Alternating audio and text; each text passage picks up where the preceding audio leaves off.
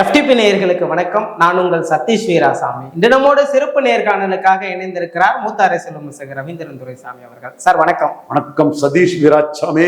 தொடர்ந்து அதிமுக ஒரு செங்குத்து பிளவை நோக்கி போறதை நம்மால கண்கூடா பார்க்க முடியுது. முன்னாள் அமைச்சர் செம்மலை அவர்கள் அதிரடியா விலகி இருக்கிறாரு. தொடர்ந்து அதிமுகவில் இருக்கக்கூடிய அதிருப்தியெல்லாம் வெளிப்படுத்தி விலகி இருக்கிறாரு.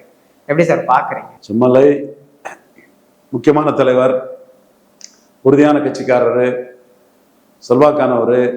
2009 ஜெயலலிதா பெண்ணுடைய சந்திக்கும் போது சேலத்தில் ஜெயித்து கொடுத்தவர், தாராமங்கலத்தில் சுயேட்சையா ஜெயித்தவர், கட்சிக்கு விசுவாசி, ஓபிஎஸ்க்கு ஆதரவாட்டு சசிகலா கேண்டிடேட் ஆட்டு சிஎம் ஆட்டு எடப்பாடி இருக்கும்போது சேலத்தில் மிகப்பெரிய கூட்டத்தை ஓபிஎஸ்க்கு ஆதரவாக நடத்தி காட்டினவர். அந்த அளவுக்கு ஒரு பெரிய கூட்டம் ஓபிஎஸ்க்கு ஆதரவாக சேலத்தில் செம்மலையால் கூட்டப்பட்டது. பெரிய கூட்டம் திரண்டது. வன்னியர் சமூகத்தை சேர்ந்தவர்.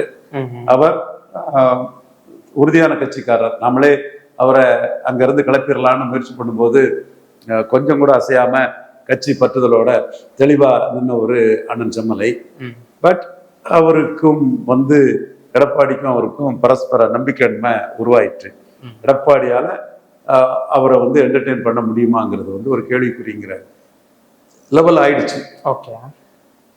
இப்போ இந்த பிளவுல அதிமுக ஆல்டர்னேட்டிவ் போர்ஷன்ல இருந்து ஸ்லிப் ஆகி 3வது போயிட்டு, ஆல்டர்னேட் போர்ஷன்ல ஸ்லிப் ஆகி அதிமுக 3வது போயிட்டு, 3வது போனதும் அதை உறுதிப்படுத்தக்கூடிய அளவு சிவி சண்முகம் விழுப்புரத்துல செல்வாக்கானவர், இவர் வேலுமணி கொங்கு மண்டலத்தில் செல்வாக்கானவர், தென் இவர் அன்பழகன் தர்மபுரியில் செல்வாக்கு, வீரமணி அவர் அங்க வடார்காடு அந்த அரக்கோணம் அந்த பொலிட்டிக்குள்ள செல்வாக்கு, நத்தம் விஸ்வநாதன் அவர் திண்டுக்கல் டிஸ்ட்ரிக்ட்ல நத்தம் விஸ்வநாதன் வர்சஸ் திண்டுக்கல் சீனிவாசன். நத்த விஸ்வநாதன் ஜெயித்துட்டாரு. நத்தம் விஸ்வநாதனுக்கும் திண்டுக்கல் டிஸ்ட்ரிக்ட்ல ஒரு நல்ல ஸ்ட்ராங் பேக்கிங் இருக்கு. ஒரு பவர்ஃபுல் லீடராட்டு நத்தம் விஸ்வநாதன் அங்க இருக்கிறாரு. இவங்கெல்லாம் வெளியேறி இருக்கிறாங்க. ஸோ இது இந்த பகுதியில அவரை கண்டிப்பா பாதிக்கும். இந்த பகுதியில கண்டிப்பா பாதிக்கும். நம்ம பேன் தமிழ்நாடு லீடர் எடப்பாடி தான். அது நம்ம இனிமே அதை மறுத்துட்டு பேசுறதுக்கு ஒன்றும் இல்லை. நம்ம 2024 அவரை நெல்லை, தூத்துக்குடி, கன்னியாகுமரியில் டெபாசிட் இழக்க வைப்போம்னு சொன்னோம், வச்சோம். 2026 ஐடென்டிஃபை த எனிமின்னு பாபா சாஹேப் பீம்ராவ் அம்பேத்கர் சொல்ற மாதிரி எடப்பாடி தான் எனிமின்னு சொல்லி எடப்பாடிக்கு எதிராக அவ்வளவு இதயம் பண்ணோம். நம்ம எடப்பாடிக்கு ஒவ்வொரு மூவியும் நம்ம ஸ்கட்டில் பண்ணோம். பசுமன் தேவரையாவுக்கு பாரத ரத்னா அது கொடுக்க வேண்டியதுதான், நாளைக்கு கொடுக்கப்படணும், அது வேற விஷயம். பட் எடப்பாடிக்கு ஒரு அரசியல் மூவா இருக்கும்போது இந்துக்களின் தந்தை ஐயா தாழ்லிங்க நாடார் RSS விழாவில் நாக்பூர்ல கலந்துக்கிட்டு சிறப்பு அழைப்பாளராக நாக்பூர் RSSல கலந்துக்கிட்டு பால் தாக்கரைக்கிட்டேயே தமிழர்கள் தேசபக்தர்கள்னு நிறுவனவர் ஐயா தாழ்லிங்க நாடார், அவருக்கு ஏன் கொடுக்கக்கூடாதுன்னு நம்ம எடப்பாடி பழனிசாமிக்கு அரசியல் மூவை நம்ம ஒவ்வொரு இதுலயும் நம்ம ஸ்கட்டில் பண்ணோம்.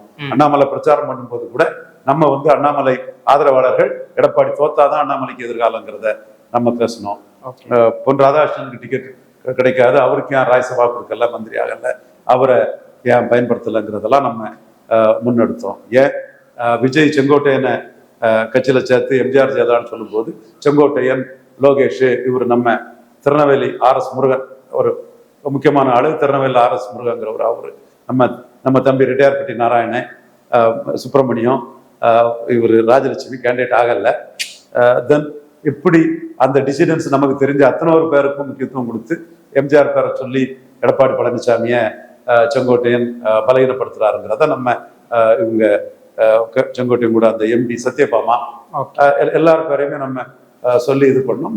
ஏடிஎம்கே டிசிடண்டா இருந்து வந்தவங்க எல்லாத்தையுமே நம்ம முக்கியத்துவம் கொடுத்தோம். இதுல ரிட்டையர் பட்டி நாராயணனும் திருநெல்வேலி RS முருகனும் பேரெல்லாம் நம்ம RS முருகன் திமுக போயிட்டு தான் வந்தாருனாலும் கூட எல்லா இதுவும் பண்ணி எடப்பாடிக்கு எதிராக பழைய அதிமுக காரங்கள்லாம் எடப்பாடியை பலகீனப்படுத்துறாருங்கிற எல்லாமே நம்ம முக்கியத்துவம் கொடுத்து தான் செயல்பட்டோம். களத்துல இருந்து செயல்பட்டோம். எல்லா இதுவுமே நம்ம செய்தங்கிறது 100க்கு 100 உண்மை.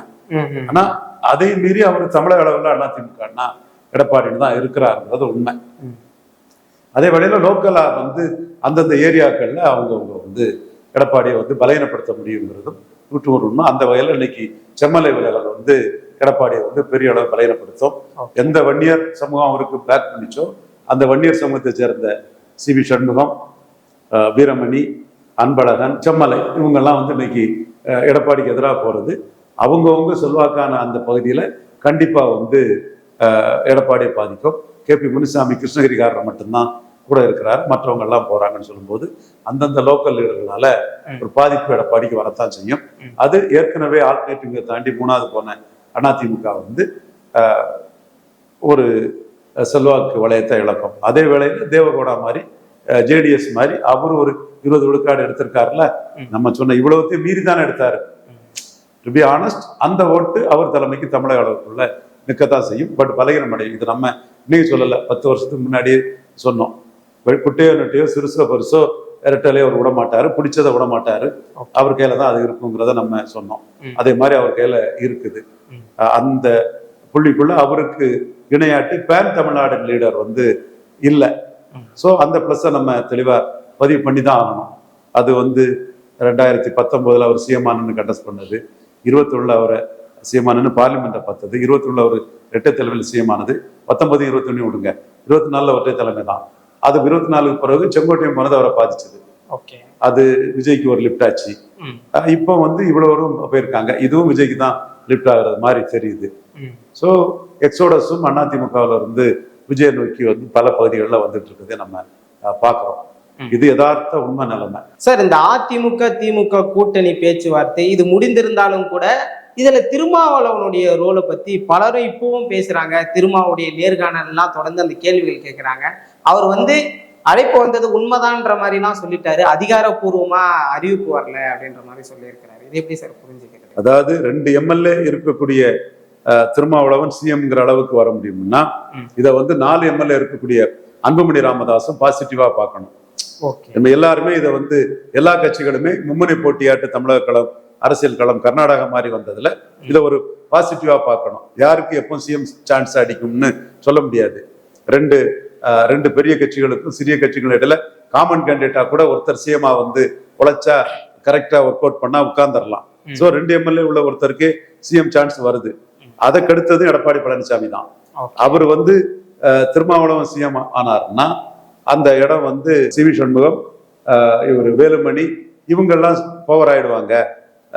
வீரமணி, அன்பழகன் இவங்க எல்லாமே, நத்தம் விஸ்வநாதன் போன்றவங்க எல்லாம் பவர் ஆயிடுவாங்கன்னு அவர் வந்து அந்த இடத்துக்குள்ள திருமாவளவனுக்கு கட்டை போட்டது இவர் எடப்பாடி பழனிசாமி தான். அப்ப அவர் என்ன பாக்குறாரு, அதிமுக பொதுச் செயலாளர் பதவிக்கு சேலஞ்ச் பண்ணக்கூடிய யாரும் அதிகாரத்துக்குள்ள வந்துடக்கூடாதுன்னு அவங்க தெளிவா போறாரு. அப்ப நான் இந்த சூழல் 2 MLA இருக்கவரே மும்முனை போட்டிக்குள்ள கலாமஞ்சம்புரம் சிஎம் ஆக முடியும்னா யாருக்கும் தமிழ்நாடு களத்துக்குள்ள எதிர்காலத்துல சிஎம் ஆகக்கூடிய வாய்ப்பு வரும்ங்கிறத நம்பிக்கையோட எல்லாருமே தமிழ்நாட்டுல கான்பிடண்டா அரசியல் பண்ணலாம்.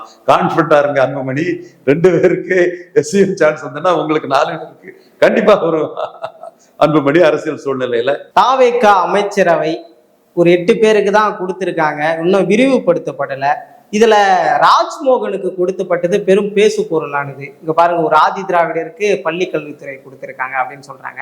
இனி வரக்கூடிய இந்த விரிவுபடுத்தப்படும் போது எஸ்பி வேலுமணி டீமுக்கு கொடுக்கப்படுமா? காங்கிரஸுக்கு இன்னமும் அமைச்சரவை கொடுக்கப்படாததுக்கு காரணம் உயர்கல்வித்துறை கோவி செழியன் தானங்க இருந்தாரு. இதெல்லாம் நீங்க சொல்லல. மினிஸ்ட்ரி வந்து யங்ஸ்டர்ஸை கொடுத்துருக்காங்க, புதுமையா கொடுத்துருக்காங்க. அவங்க வித்தியாசமா செய்யலாம். அவங்க IAS அதிகாரியோட கன்சல்ட் பண்ணி தங்களை நிலைநாட்டுறதுக்கும் தங்களை அசெட் பண்றதுக்கும் புதிய இதுகளை பண்ணலாம். இப்போ சிவகாசியில ஜெயித்த அந்த அமைச்சரே கீர்த்தனாவா, எல்லாரும் வந்து நான் கரப்டா இருக்கணும் இதா இருக்கணும்னு சொல்றாங்கன்னா அவங்க நான் கரப்டா இருக்க போறாங்கிற ஒரு இதை கொடுக்குறாங்க. ஸோ ஒரு நல்ல விஷயங்கள் முதல்ல வரட்டும். அரசியல் ரீதியா மோடி பிரதமருங்கிறதுக்காக தான் நம்மளோட உழைப்பு இது இருக்கும். அது 3 years பேக் இருக்குது. இன்னும் அது இப்போ not rush to conclusion. But அந்த இடத்துக்குள்ள ஒரு நிர்வாக ரீதியா விஜய் ஒரு புதிய இது மக்கள் தேர்ந்தெடுத்துட்டாங்க. வளமையான கட்சிகளை வீழ்த்தி வந்து இவரை சிங்கிள் லார்ஜஸ்டா 108 தான் மெஜாரிட்டி கொடுக்கல. எம்ஜிஆரோட ஓட்டு 5 அதிகம், எம்ஜிஆரோட சீட்டு குறைவு. ஸோ அது அவர் நல்லது செய்ய நினைக்கும் போது அவங்க எக்ஸ்பெரிமெண்டல் ஆட்டு புதுமையா பண்ணும்போது வந்து ராஜ்மோகன் என்ன, கீர்த்தனா என்ன, யாரா இருந்தா என்ன, ஒரு நல்ல பெர்ஃபார்ம் பண்ணி பேர் வாங்கிறதுக்கு முயற்சி பண்றதை நம்ம வரவேற்கத்தானே செய்யணும். ஒரு 6 to 8 months நம்ம பொறுத்திருந்து பார்ப்போம். Not rush to conclusion on commanding them. விரிவுபடுத்தும் போது மற்ற எந்த சமூகங்களுக்கு விஜய் முக்கியத்துவம் கொடுப்பாரு அப்படின்னு பாக்குறேன். விஜய் இதுவரை ஜாதி சார்ந்த போன மாதிரி தெரியல.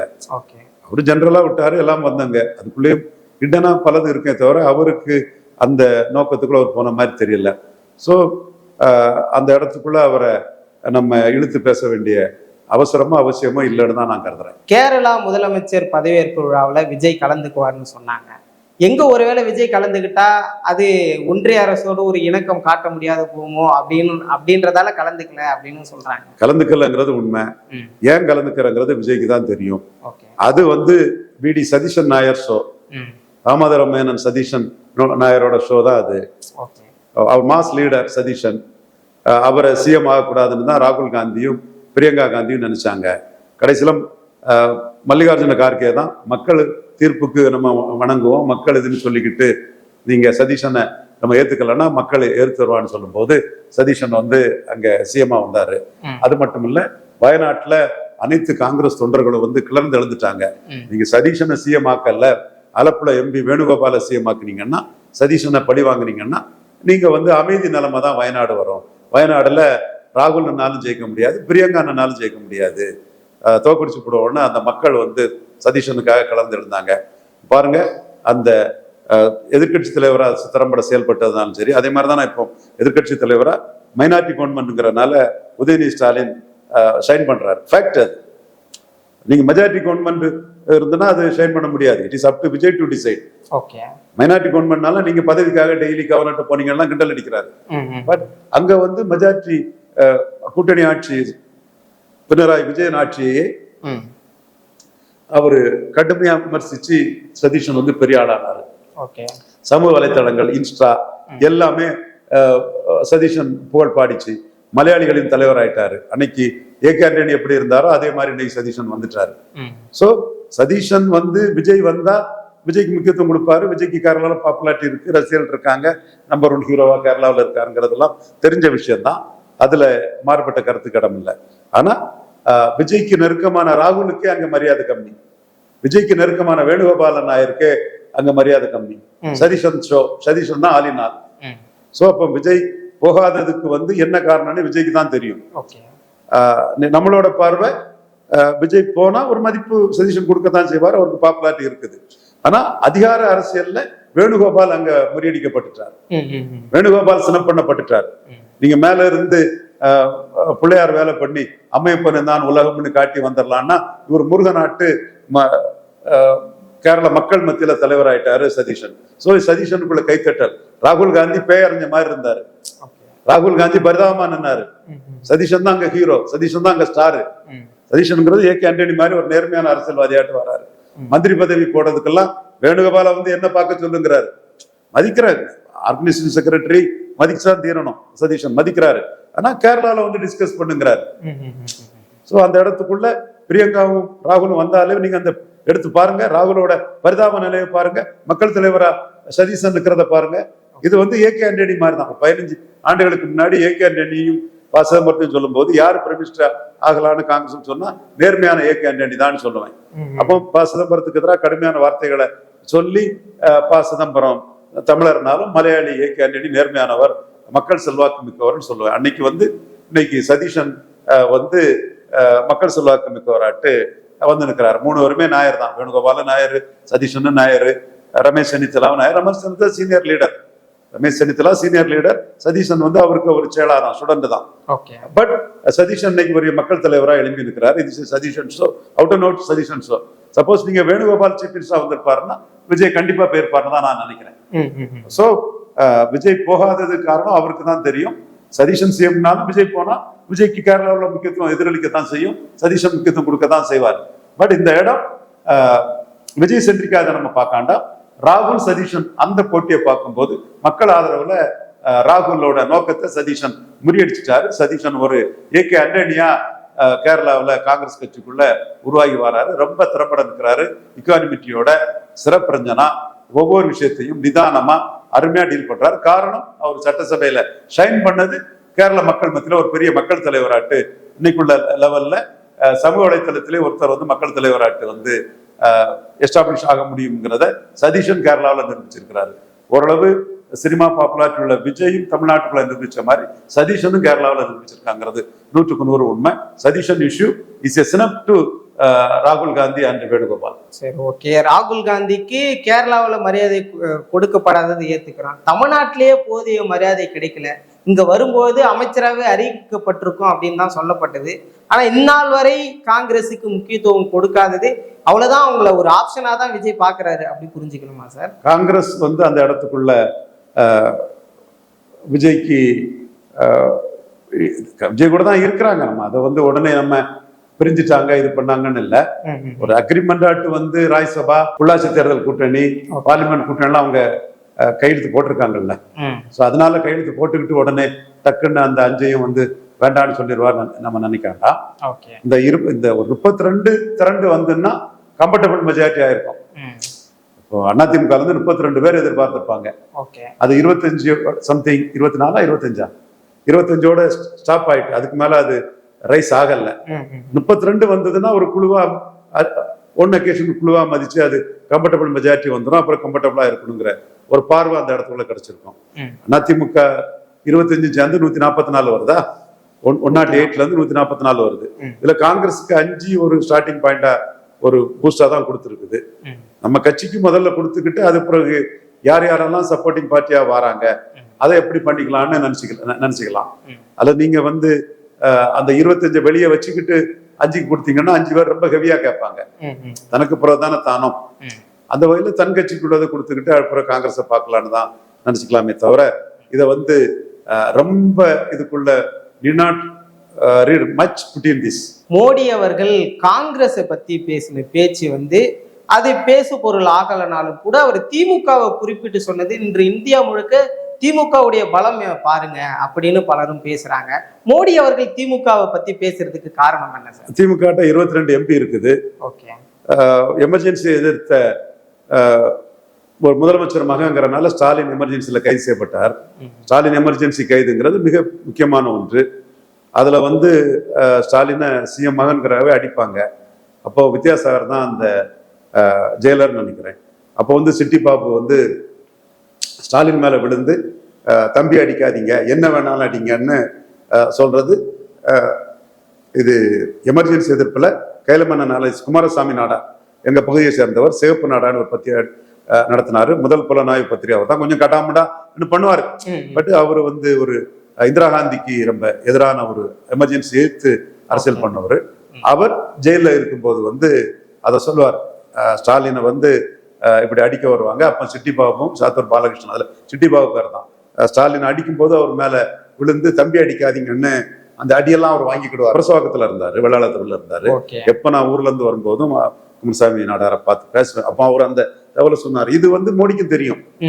சோ ஒரு எமர்ஜென்சில இந்திரா காந்தியோட எமர்ஜென்சி கொடுமையால பாதிக்கப்பட்ட ஒரு தலைவர் மு.க. ஸ்டாலின்ங்கிறது அவங்களுக்கு தெரியும். மு.க. ஸ்டாலின் மேல மோடிக்கு என்னைக்குமே ஒரு மதிப்பு மரியாதையும் உண்டு. பட் இங்க அரசியல் ரீதியாகவும் 22 எம்பிக்கள் ராஜ்யசபா எம்பிக்கள் எல்லாம் ஸ்டாலின் இருக்குங்கிறது உண்மை. என்ன பிரச்சனைன்னா ஸ்டேட் பிஜேபி வந்து ஆன்டி டிஎம்கேல ஹெவியா இருப்பாங்க, திமுக காரங்களும் சனாதன எதிர்ப்புல ஹெவியா இருப்பாங்க. பட் மோடியை பொறுத்த அளவுல எமர்ஜென்சி வைத்த ஒரு முதலமைச்சர் மகன் ஸ்டாலின் எமர்ஜென்சி கொடுமைக்கு ஆளானாருங்கிறதுல ஸ்டாலின் மேல முழுக்க அவருக்கு ஒரு பற்றும் பாசமும் தெளிவா உண்டு. அது எல்லா காலகட்டத்திலையும் மோடி அதை காட்டிட்டு தான் இருக்கிறாரு. இப்ப காங்கிரஸ் பண்ணது மிகப்பெரிய துரோகம் வந்து காங்கிரஸ் வந்து அந்த கட்சியை ப்ரொபோஸ் பண்ண வேட்பாளர் எடுத்து ஒர்க் பண்ணி ஜெயித்து தான் அந்த கட்சியை வந்துன்னு எல்லாருக்குமே தெரியும். அந்த கட்சி வந்து ஒரு 5 பேர் ஸ்டாலின் முதல்வர்னு சொல்லிட்டு ஒரு நன்றி கூட தெரிவிக்காம டக்குன்னு எதிர்தரப்புல போனது வந்து அந்த கட்சியோட துரோக சிந்தனைக்கு ஒரு எடுத்துக்காட்டு. மோடி என்ன நினைக்கிறாருன்னா காங்கிரஸ்னா துரோகிகள், நம்பகத்தன்மையற்றவர்கள்னு இதை இது பண்ணி 71 80 77 80 84ன்னு தொடர்ந்து பார்லிமெண்ட்ல ராகுல் காந்தி தலைமை வந்து ஜெயித்திருக்குல்ல, அதை இப்போ நம்பகத்தன்மையற்ற துரோக சிந்தனை கொண்ட நயவஞ்சக நோக்கம் கொண்டவங்கிற அந்த இதை பிராண்ட் பண்ணி 29ல ராகுல் காந்தி வந்து தமிழ்நாட்டுக்குள்ள முத தோக்கடிச்சிருந்தங்கிற ஒரு முயற்சியில வந்து மோடி ஈடுபடுறாரு. ஒருவேளை 2014 98 மாதிரி போயிட்டானாலும் கூட முயற்சி தான். பட் அவர் கூட்டணியில் நின்னா இதை மையமா வச்சு தோக்கடிக்கணும்னு நினைக்கிறார். அதனாலதான் திமுக வந்து இவங்களை காப்பாத்திச்சு. நன்றி உணர்வுங்கிறது கொஞ்சமே இல்லை, துரோகத்தின் உச்சம் காங்கிரஸ்ங்கிறத மோடி வந்து பெங்களூர்ல பேசியிருக்கிறாரு. அதை திமுக காரங்க முரசொல்ல எழுதுறது மட்டும் இல்ல, மேடைகள்லயும் பேசணும். அனிதா ராதாகிருஷ்ணன், தங்கம் தென்னரசு போன்றவங்க எல்லாம் அதை வந்து முக்கியத்துவம் கொடுத்து பேசணும். இவங்க வந்து சனாதன எதிர்ப்புங்கிற அதுக்குள்ளதான் இன்னைக்கும் திமுக காரங்க இருக்காங்க. ஓகே. உண்மை. அவங்களுக்கு முஸ்லிம் மக்கள் வாக்கால இத்தனை தொகுதி வெற்றி பெற்றுங்கிறத உண்மைதான். அதுலதான் அவங்க இருக்கிறாங்க. பட் மோடியை பொறுத்தவரை ஸ்டாலினுக்கு மிகப்பெரிய முக்கியத்துவம், தோத்தாலும் அவருக்கு பெரிய முக்கியத்துவத்தை மோடி கொடுக்குறாரு. காரணம் எமர்ஜென்சி எதிர்த்த ஒரு முதலமைச்சரின் மகன் எமர்ஜென்சியால் பாதிக்கப்பட்டவருங்கிற அந்த உணர்வு தான். உணர்வு மட்டும்தானா இல்ல கூட்டணிக்கான அத்தியாயம் அப்படின்னு புரிஞ்சுக்கலாமா சார்? மோடி விரும்பலாம், ஸ்டாலின் விரும்பணும் இல்லை. ஓகே. அவங்க இன்னைக்கும் விஜய் கிட்ட போனது ஓட்டு டெம்பரரி ஓட்டு தான், ஒன் டைம் ஓட்டு தான், நம்மகிட்ட வந்துருன்னு தானே எதிர்பார்க்கிறாங்க. இந்த கிறிஸ்டின் முஸ்லீம் ஓட்டு நம்மகிட்ட வந்துருன்னு தானே அவங்க எதிர்பார்ப்பு இருக்குது. ஓகே. ஸோ அவங்க அந்த எதிர்பார்ப்பு இருக்கும்போது விஜய்க்கு ஓட்டு டிசிபேட் ஆகும்னு அவங்க கருதும் போது அது கன்சால்டேட் ஆனா தானே அடுத்த கட்டத்தை யோசிப்பாங்க. நமக்கு ஆசை இருக்கலாம், ஆர்டிக்கு ஆசை இருக்கலாம், பட் முடிவெடுக்க மோடிக்கு ஆசை இருக்கலாம், ஆர்டிக்கு ஆசை இருக்கலாம். முடிவெடுக்க வேண்டிய ஸ்டாலின் உதயநிதி ஸ்டாலின் சனாதன எதிர்ப்புன்னு தானே போறாரு. அதுதானே அண்ணாமலை சொல்றாரு, நீங்க சனாதன எதிர்ப்புங்கிறத விஜயும் ஸ்டாலினும் உதயநிதி ஸ்டாலினும் அந்த முஸ்தபா இவங்க நீங்க ஓட்டு கேட்கும் போது சொல்ல முடியுமான்னு அண்ணாமலை ஆணித்தரமா கேட்கிறார். சார், அண்ணாமலைக்கான ஆதரவு குரல் தொடர்ந்து இப்பொழுது இருவர் இல்ல தமிழ்நாடு பாஜகவிலே பெரிய அளவுல எழும்ப ஆரம்பிச்சிட்டது. அண்ணாமலை வந்தாதான் இனி தமிழக பாஜகவிற்கு எதிர்காலம் இருக்கு, அப்படிதான் புரிஞ்சுக்கணுமா சார்? அண்ணாமலை என்ன ஸ்ட்ராட்டஜி பண்ண போறாருங்கிறது அண்ணாமலை தான் முடிவு பண்ணணும். அவர் முன்னாடி பல ஆப்ஷன்ஸ் இருக்குது. பாஜகவில் மத்திய அமைச்சராகலாம், மாநில பாஜக தலைவராகலாம், இல்ல விஜய் பாணியில 2031 டார்கெட் பண்ணி அவரு காய்களை நகர்த்தலாம். என்ன நடத்த போறாருங்கிறது அவர் தான் முடிவு பண்ணி செயல்படணும். நாம அதுல எந்த கருத்தும் சொல்லிட முடியாது. பட் சட்டமன்ற தேர்தலில் அவர் வேண்டா வெறுப்பாதான் பிரச்சாரம் பண்ணாரு. அப்போ நாம அவர் எடப்பாடி வீழ்ச்சி அடைஞ்சாதான் அண்ணாமலைக்கு எதிர்காலங்கிறத நாம சொன்னோம். கேட்டிருப்பீங்க. இப்ப அடுத்த கட்டம் அண்ணாமலைக்கு முடிவுங்கிறது அவர் தான் முடிவு எடுத்து போகணும். மாறில இருக்காரு, அதான் பார்த்து பேசணும். சீமான் அவர்கள் காங்கிரஸ் இருக்கின்ற கட்சியோடு நிச்சயமா கூட்டணிக்கு போக மாட்டார், அது உறுதி. ஒருவேளை திமுகவோடு போக வாய்ப்பு இருக்குமா சார்? இப்ப வெளியே ஏறிட்டாங்க. சீமான் தனிச்சு போட்டின்னு சொல்லிட்டாரு. எப்படி அண்ணாமலைக்கோ மற்ற ஹீரோக்களுக்கும் விஜய் வெற்றி ஒரு கேட்டை ஓபன் பண்ணிருக்கோ, அதே மாதிரி சீமானுக்கும் அது கேட் ஓபன் பண்ணிருக்குது. வாக்கு இழந்ததுலயும் திமுக அண்ணா திமுக போட்டிங்கிற அந்த 77 இருந்து வந்த இதை விஜய் உடைச்சதுல சீமானுக்கு ஒரு வழி பிறந்திருக்கு, கேட்டு திறந்திருக்கு, கதவு திறந்திருக்கு. அந்த வகையில தான் சீமான் பார்ப்பாரு. சோ அவரு வரும் தேர்தல்கள்ல திருச்சி கிழக்குல என்ன பண்ண போறாரு, உள்ளாட்சி தேர்தல், மக்களவை தேர்தல், 3 வருஷம் இருக்குது. ஸோ உடனே கூட்டணி அந்த பாணிக்கெல்லாம் அவர் இல்லை. இன்னைக்கும் அவர் தனிச்சுங்கிறதான் சொல்லுவாரு. ஏற்கனவே சட்டமன்ற தேர்தலுக்கு முன்னாடியே தனிச்சு போட்டிங்கிற கருத்தை தான் அவர் முன் வச்சாரு. அது மட்டுமல்ல, சட்டமன்ற தேர்தலுக்கு பிறகும் அவர் விஜயின் வெற்றி தனக்கு கதவு திறந்துட்டு வழி பிறந்துட்டுன்னு தான் அவர் கருதுறாரு. ஒரு வெளிச்சம் அதுல வருதுதான் அவர் பாக்குறாரு. சோ அவர் தன்னுடைய நிலைப்பாட்டுல உறுதியா இருக்கக்கூடிய ஒரு தன்மையை தான் நான் பாக்குறேன். அவரோட பார்வை திமுக அண்ணா திமுகவுக்கு வாய்ப்பு கொடுத்துட்டீங்க, விஜய்க்கு வாய்ப்பு கொடுத்துருக்கீங்க, நாளைக்கு ஒரு மாற்றுன்னு வரும்போது தான் ஒரு மாற்றா தமிழ் மண்ணை நிற்க முடியும்னு ஒரு டால் பொலிட்டிக்ஸ்ல தான் அவர் நிற்கிறார். நிச்சயமா சார், பல்வேறு விஷயங்கள் பேசணும், தொடர்ந்து பேசுவோம் சார்.